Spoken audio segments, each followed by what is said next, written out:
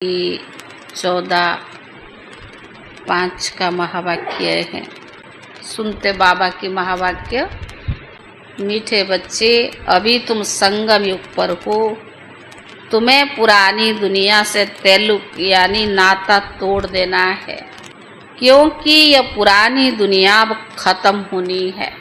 प्रश्न: संगम की कौन सी विशेषता सारे कल्प से न्यारी है? उत्तर: संगम की ही विशेषता है पढ़ते ज्ञान को, प्रारब्ध भविष्य में पाते हो। सारे कल्प में ऐसी पढ़ाई नहीं पढ़ाई जाती है जिसकी प्रारब्ध दूसरे जन्म में मिले। अभी तुम बच्चे मृत्यु लोक में पढ़ रही हो, अमर लोक के लिए, और कोई दूसरे जन्म के लिए पढ़ाता नहीं है। गीत है दूर देश का रहने वाला। ओम शांति। दूर देश का रहने वाला कौन है? यह तो कोई भी जानते नहीं। क्या उनको अपना देश नहीं जो वो पराये देश में आए हैं? वह अपने देश में नहीं आते हैं। ये रावण राज्य पराया देश है ना। क्या शिव बाबा अपने देश में नहीं आते? अच्छा, रावण का परदेश कौन सा है और देश कौन सा है? शिव बाबा का अपना देश कौन सा है और पराये देश कौन सा है? फिर भी बाबा आते हैं पराये देश में, तो उनका देश कौन सा है? अपने देश की स्थापना करने आते हैं, लेकिन क्या वो अपने देश के सुख खुद आते हैं? अपने देश में खुद आते हैं? एक दो ने सुनाया। अच्छा, इस पर विचार सागर मंथन करना। ये बहुत समझने की बात है। रावण का पराया देश बताना तो बहुत सहज है। राम राज्य में कभी रावण आता ही नहीं है। बाप को रावण के देश में आना ही पड़ता है, क्योंकि रावण राज्य को चेंज करना होता है। यह है संगम योग। वह है सतयुग में भी नहीं आते हैं, ना कलयुग में आते हैं। संगम युग पर आते हैं। यह राम का भी देश है तो रावण का भी देश है। इस किनारे राम का, उस किनारे रावण का संगम है ना। अभी तुम बच्चे संगम युग पर हो। इन पर बाबा ने कहा, ना इस तरफ ना उस तरफ हो। अपने को संगम युग पर समझना चाहिए। हमारा उस तरफ ताल्लुक नहीं है। बुद्धि से पुरानी दुनिया से ताल्लुक तोड़ना पड़ता है। रहते तो यहीं हो, परंतु बुद्धि से जानते हो यह पुरानी दुनिया खत्म होनी है। आत्मा कहती है अभी हम संगम युग पर है। बाप आया हुआ है, उनको खेवैया भी कहते हैं। अभी हम जा रहे हैं योग से। अभी हम कहाँ जा रहे? परम धाम जा रहे हैं योग से। योग के लिए भी तो ज्ञान चाहिए ना। ज्ञान के लिए भी ज्ञान है। योग के लिए भी समझाया जाता है। अपने को आत्मा समझ, बाप को याद करो। यह भी तो ज्ञान है ना। योग के लिए समझाया जाता है अपने को आत्मा समझ, बाप को याद करो। ज्ञान अर्थात समझानी। बाप मत देते आए हैं, कहते अपने को आत्मा समझो। आत्मा ही 84 जन्म लेती है। बाप बच्चों को ही विस्तार में बैठ समझाते हैं। अभी यह रावण राज्य खत्म होना है। यहाँ के कर्म बंधन है, वहाँ है कर्म संबंध। बंधन दुख का नाम है और संबंध सुख का नाम है। अब कर्म बंधन को तोड़ना है। बुद्धि में रहे हम इस ब्राह्मण संबंध में है, फिर हम देवी संबंध में आएंगे। ब्राह्मण संबंध का यह एक जन्म है, फिर 8 और 12 जन्म देवी संबंध में होंगे। ब्राह्मण जो बाबा के साथ हमारा है, तो एक ही जन्म है, ईश्वर के साथ का एक जन्म की प्रारब्ध है। बाकी तो 12 जन्म और 8 जन्म सतयुग में, यानी है। तो बाबा ने कहा 8 जन्म है सतयुग में, 12 जन्म है त्रेता में। यह ज्ञान बुद्धि में है, इसलिए कलियुगी छी कर्म बंधन से जैसे कि ग्लानि करते हैं। इस दुनिया के कर्म बंधन अभी रहना ही नहीं है, बुद्धि मिलती है, सब आसुरी कर्म बंधन है। हम भी गुप्त यात्रा पर है, ये बाबा यात्रा सिखलाया है। फिर भी कर्म बंधन से न्यारा, फिर कर्मातीत अवस्था हो जाएंगे। यह कर्म बंधन अब टूटना ही है। हम बाबा को याद करते हैं, पवित्र बन चक्कर को समझ चक्करवर्ती राजा बने। पढ़ाई पढ़ रही है, उनका एम ऑब्जेक्ट प्रारब्ध भी तो चाहिए ना। तुम जानते हो हमको पढ़ाने वाला बेहद का बाप है। बेहद के बाप ने हमको 5000 वर्ष पहले भी पढ़ाया था। जिसको कलब पहले पढ़ाया था उन्हों को तो पढ़ाएंगे ना। तो बाबा ने कहा आते रहेंगे और वृद्धि को पाते रहेंगे। यह सतयुग में नहीं आएंगे, बाकी सब जाएंगे वापिस घर। इस पार है नरक, उस पार है स्वर्ग। उस पढ़ाई में तो समझते हम यहाँ पढ़ते हैं, फिर प्रारब्ध भी यहाँ ही पाएंगे। यहाँ पढ़ते हैं संगम युग पर, इनकी प्रारब्ध हमको मिलेगी नई दुनिया में। ये वंडरफुल पढ़ाई इस समय की है, संगम युग पर। प्रारब्ध यहाँ नहीं, प्रारब्ध सतयुग में मिलेगा। यह नई बात है ना। दुनिया में ऐसे कोई नहीं कहेंगे कि दूसरे जन्म में प्रारब्ध मिलेगी, कहेगा कोई? इस जन्म में अगले जन्म की प्रारब्ध पाना यह सिर्फ संगम युग पर ही होता है। बाप भी आते हैं संगम युग पर। तुम पढ़ते हो पुरुषोत्तम बनने के लिए, एक ही बार भगवान आकर पढ़ाते हैं। कल्प में एक ही बार भगवान आकर पढ़ाते हैं। नई दुनिया अमरपुरी के लिए बाबा ने कहा दूसरे सतयुग के लिए ही तो पढ़ाई पढ़ रही हो ना। यह है कलियुग मृत्यु लोक। तुम पढ़ते हो पुरुषोत्तम बनने के लिए, एक ही बार भगवान ज्ञान सागर आकर पढ़ाते नई दुनिया अमरपुरी के लिए। यह है कलियुग मृत्यु लोक और हम पढ़ते हैं सतयुग के लिए, नरकवासी से स्वर्गवासी होने के लिए। यह पराया देश है, वो अपना देश है। बाबा ने कहा कलियुग क्या है? पराया देश है और वो अपना देश है। उस अपने देश में बाप को भी आने की दरकार नहीं। सतयुग में बाबा आएंगे तो बाबा ने कहा वहाँ बाप को आने की दरकार नहीं। वह देश बच्चों के लिए ही है। वहाँ सतयुग में रावण को भी नहीं आना होता है। रावण गुम हो जाता है, फिर वो आएगा द्वापर में। तो बाबा भी गुम हो जाता है, ना सतयुग में बाबा आता ना रावण आता। सतयुग में कोई उनको जानते नहीं तो याद भी क्यों करेंगे। सुख की प्रारब्ध पूरी होती, फिर रावण राज्य शुरू होता। इनको पराये देश कहा जाता है ना। अभी तुम समझते हो हम बच्चे संगम युग पर है। हमको रास्ता दिखलाने वाला बाप मिला है, बाकी सब धक्के खाते रहते हैं। जो बहुत थके हुए होंगे, जिन्होंने कल पहले रास्ता लिया होगा, वह आते रहेंगे। तुम पंडे सबको रास्ता बताते हो। यह है रूहानी यात्रा का रास्ता, सीधा चले जाएंगे सुख धाम में। तुम पंडे पांडव संप्रदाय के हो।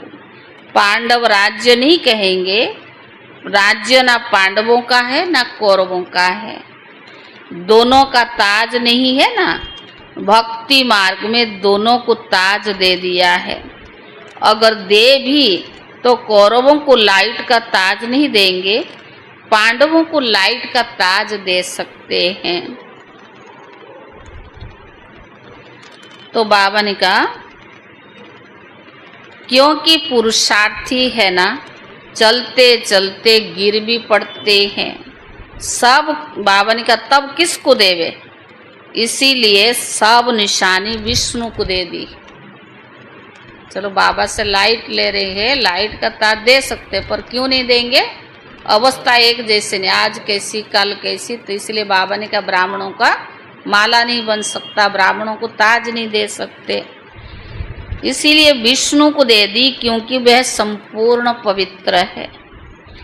सतयुग में सब पवित्र संपूर्ण निर्विकारी होते हैं, पवित्रता की लाइट का ताज है। इस समय कोई भी पवित्र नहीं है। सतयुग में सब संपूर्ण पवित्र है। सन्यासी लोग कहलाते हैं कि हम पवित्र है, परंतु दुनिया तो पवित्र नहीं है ना। तो बाबा ने कहा फिर भी जन्म विकारी दुनिया में लेते हैं। ये रावण की पतित पुरी है। पावन पुरी तो सतयुग है और ये रावण पुरी है। तो पावन राज्य सतयुग नई दुनिया को कहा जाता है। अब तुम बच्चों को बाप बागवान कांटों से फूल बनाते हैं। वह पतित पावन भी है, वो खेवैया भी है, वो बागवान भी है। बागवान आए हैं कांटों के जंगल में। तुम्हारा कमांडर एक ही है। कौन है? शिव बाबा है। यादवों का कमांडर चीफ शंकर को कहे। उनका कमांडर चीफ कौन है? शंकर को कहे। पूछ रहा बाबा। यूं तो वह कोई विनाश कराते नहीं, जब समय होता है तो लड़ाई लगती है। कहते शंकर की प्रेरणा से मूसल आदि बनते हैं। यह सब कहानियां बैठकर बनाई है। पुरानी दुनिया तो खत्म होना भी जरूरी है। मकान पुराना होता फिर गिर पड़ता, मनुष्य मर जाते। यह पुरानी दुनिया तो खत्म होना ही है। यह सब दब कर मर जाएंगे, कोई डूब मरेंगे, कोई शौक में मरेंगे। बम्स आदि की जहरीली वायु भी मार डालेगी। बच्चों की बुद्धि में है कि अभी तो विनाश होना ही है। उस पार जा रही है।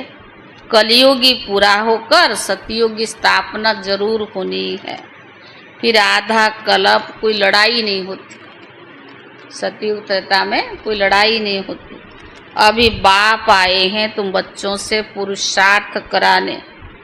ये लास्ट चांस है। संगम युग माना लास्ट है। अगर देरी की तो पछताना पड़ेगा। अगर बाबा ने कहा देरी की तो अचानक ही मर जाएंगे। मौत भी सामने खड़ा है। अचानक बैठे बैठे मनुष्य मर जाते हैं ना। मरने के पहले याद की यात्रा तो कर लो। अभी तुम बच्चों को घर जाना है, इसीलिए बाप कहते बच्चे घर को याद करो तो अंतमति सोगति हो जाएगी। घर भी चले जाएंगे, परंतु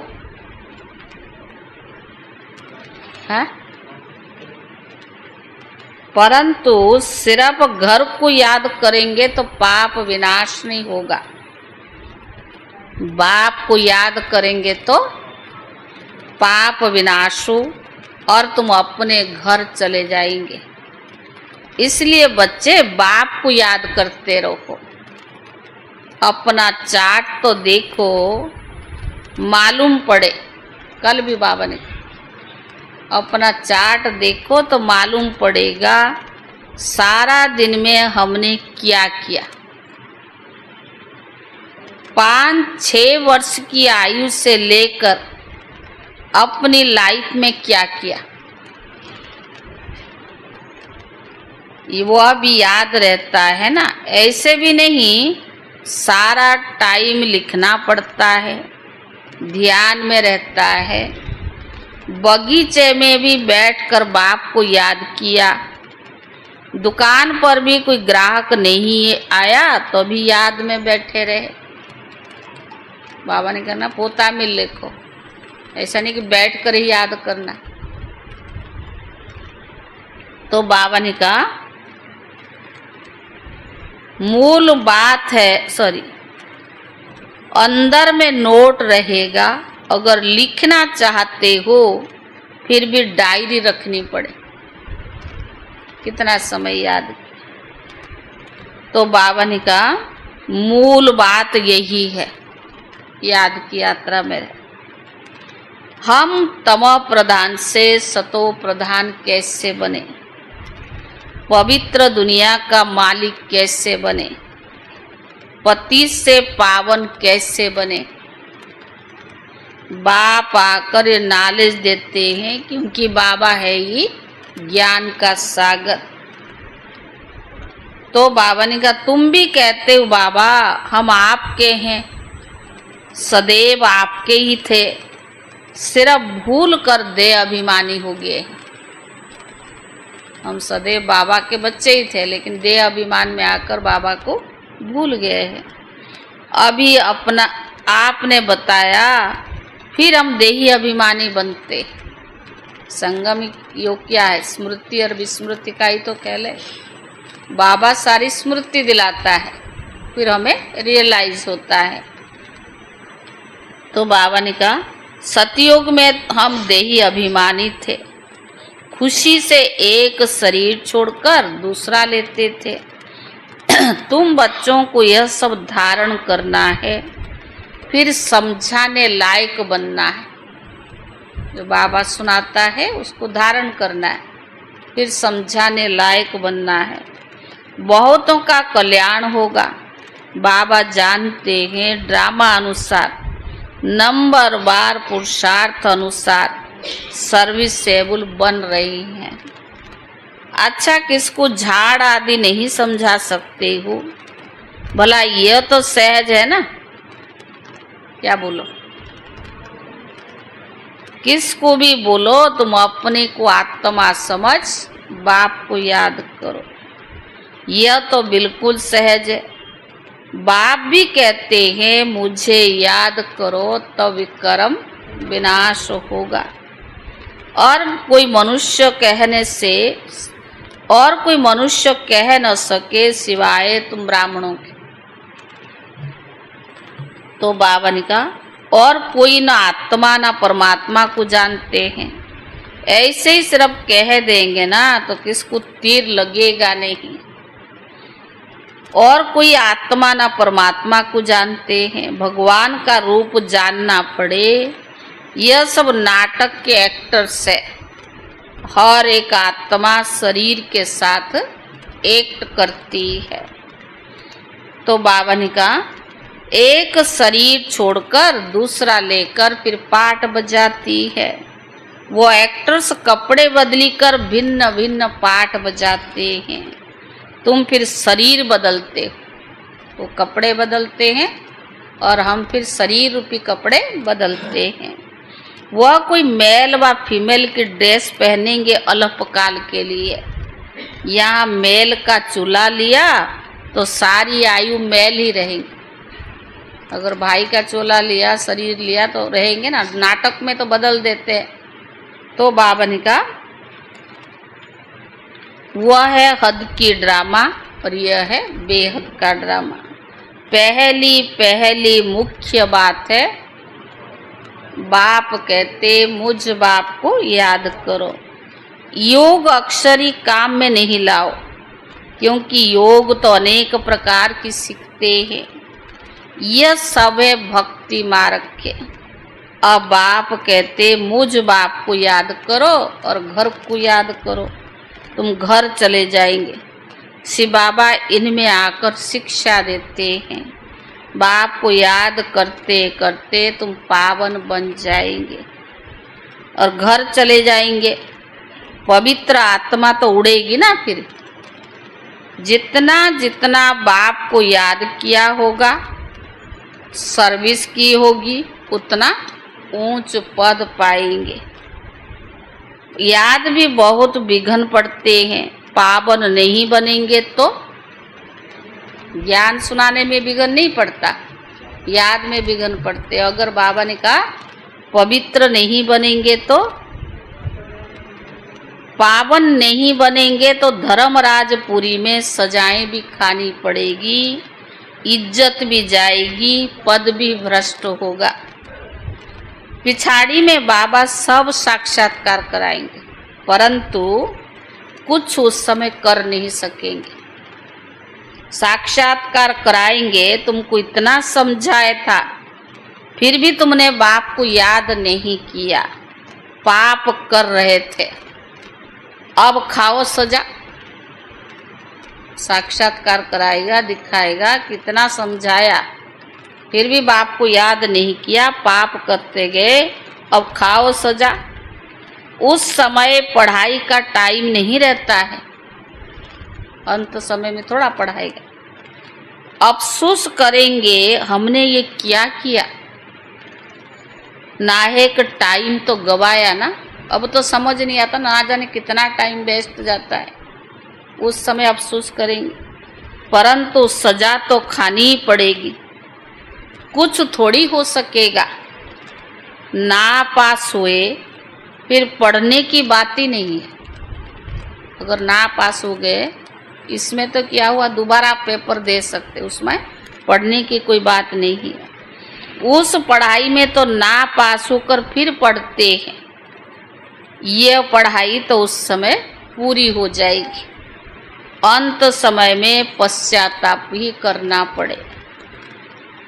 उसके लिए बाबा राय देते, बच्चे अब अच्छी रीति पढ़ लो, झर मोई झग मोई में अपना टाइम वेस्ट मत करो, नहीं तो अंत में बहुत पछताना पड़ेगा।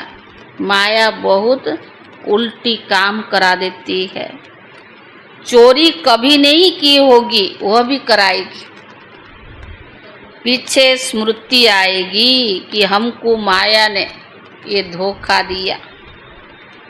पहले दिन में ख्याल आता फलानी चीज उठाऊं, बुद्धि तो मिलती है ये राइट है या रॉन्ग है, यह चीज उठाऊं तो रॉन्ग होगा, नहीं उठाएंगे तो राइट होगा। अब क्या करना चाहते, बुद्धि तो जजमेंट देती है ना, पर क्या करना चाहते। पवित्र रहना तो अच्छा है, संग में आकर लूज नहीं होना चाहिए। ब्राह्मण जीवन की एक ही हथियार है पवित्रता, पवित्रता में कभी लूज नहीं होना है। हम भाई बहन है, फिर नाम रूप में क्यों फंसे, देह अभिमान में कभी नहीं आना है। परंतु माया बड़ी जबरदस्त है। माया रॉन्ग काम कराने में संकल्प लाती है। बाप कहते तुमको रॉन्ग काम नहीं करना है, लड़ाई चलनी है, फिर गिर पड़ेंगे, फिर राइट बुद्धि आती नहीं है। हमको राइट काम करना है, अंधों की लाठी बनना है, अच्छे से अच्छा काम करना है। भगवान के बन करके भी अच्छा काम नहीं किया तो क्या किया। शरीर निर्वाह के लिए समय तो है, रात को भी नींद करनी है। आत्मा थक जाती है, फिर सो जाती है, शरीर भी सो जाता है। शरीर निर्वाह के लिए, आराम करने के लिए भी टाइम है। तो बाबा ने कहा बाकी समय मेरी सर्विस में लग जाओ। बाबा ने टाइम तो निश्चित किया ना, ऐसा थोड़ी बाबा कहता नहीं, शरीर को भी रेस्ट चाहिए, और इतना भी रेस्ट नहीं चाहिए जो सारा दिन पड़े रहो। तो बाबा ने कहा कि बाकी समय बाप की सर्विस में लग जाओ। याद का चार्ट रखो। लिखते भी है फिर चलते चलते फेल हो जाते। ज्ञान मार्ग में बहुत सूक्ष्म, आप देखेंगे अगर जरा सा बुद्धि हट गई या इस मार्ग से थोड़ा सा हलचल हो गए फिर उसको लाने में बहुत समय लगता है। कई लोग 2 दिन 4 दिन देखते हैं, कईयों की ऐसी हालतें हो जाती है ना, कहते पहले चलो वो काम निपटा दे फिर दूसरा काम निपटा दे फिर तभी करेंगे। निपटाते निपटाते तीसरा भी और कोई उससे भी बड़ा आ जाता है। एक माता बोली पहले बेटी की शादी करूँगी, चलो कर ले भाई, फिर बेटा की शादी करूँगी, लगे रहो, फिर उसके बाद बाल बच्चे होंगे। कहते नहीं हमारा मोह थोड़ी ना होगा, वो तो कहना ही होता है ना, और वो तो ऊपर वाला जानता है मोह होता है या नहीं, फिर उसी में लगी रहो, वैसे तो टाइम नहीं मिलेगा ना फिर। और इसलिए बाबा ये ज्ञान मार्ग भी बड़ा सूक्ष्म है और इसमें हर किसी को हर इतना जल्दी प्राप्ति भी नहीं होता है। बाबा क्यों कहता रोज रोज, क्यों समझाता है? जरूर हम इधर उधर हमारी बुद्धि भी चलायमान होती है, आंखें भी होती है, तो डिस्टरबेंस तो कहाँ ना कहाँ होता ही रहता है ना। चलते बाबा ने कहा फिर चलते चलते फेल हो जाते, बाप को याद नहीं करते, सर्विस नहीं करते तो रॉन्ग काम हो जाता है, रॉन्ग काम होता ही रहता है। अच्छा मीठे मीठे सिखी ले दे बच्चों प्रति माता पिता बाप दादा का याद प्यार और गुड मॉर्निंग। रूहानी बाप की रूहानी बच्चों को नमस्ते और रूहानी बच्चों की तरफ से रूहानी बाप दादा को याद प्यार और नमस्ते नमस्ते। शुक्रिया बाबा, शुक्रिया। धारणा के लिए मुख्य सार, पहला है झरमुई झगमुई में अपना टाइम वेस्ट नहीं करना है। माया कोई भी उल्टा काम न कराए ये ध्यान रखना है। संग दुष में आकर कभी लूज नहीं होना है। देह अभिमान में आकर किसी के नाम रूप में नहीं फंसना है। दूसरा, घर की याद के साथ साथ बाप को भी याद करना है। याद की चार्ट की डायरी बनानी है, नोट करना है हमने सारा दिन में क्या किया कितना समय बाप की याद में रहे। Question mark. वरदान, नम्रता रूपी कवच द्वारा व्यर्थ के रावण को जलाने वाले सच्चे स्नेही सहयोगी भाव। कोई कितना भी आपके संगठन में कमी ढूंढने को कोशिश करे लेकिन जरा भी स्वभाव संस्कार का टक्कर दिखाई न दे। अगर कोई गाली भी दे, इंसल्ट भी करे, आप सेंट बन जाओ। अगर कोई रॉन्ग भी करता है तो आप राइट रहो। कोई टक्कर लेता है तो भी आप उसे स्नेह का पानी दो। सहज है मुश्किल? ये क्यों, ऐसा क्यों, ये संकल्प करके आग पर तेल नहीं डालो। नम्रता का कवच पहन करके रखो। जहाँ नम्रता होगी वहाँ स्नेह और सहयोग अवश्य होगा। स्लोगन, मेरेपन की अनेक हद की भावनाएं मेरे बाबा में समा दो। आज का अव्यक्त इशारा, रूहानी रॉयल्टी और प्यूरिटी की पर्सनालिटी को धारण करो। रूहानी रॉयल्टी का फाउंडेशन संपूर्ण पवित्रता है। अपने से पूछो कि रूहानी रॉयल्टी की झलक और पलक आपके रूप व चरित्र से हरेक को अनुभव होती है। नॉलेज के दर्पण में अपने को देखो कि मेरे चेहरे पर, मेरे चलन में रूहानी रॉयल्टी दिखाई देती है या साधारण चलन और साधारण चेहरा दिखाई देता है। ओम शांति।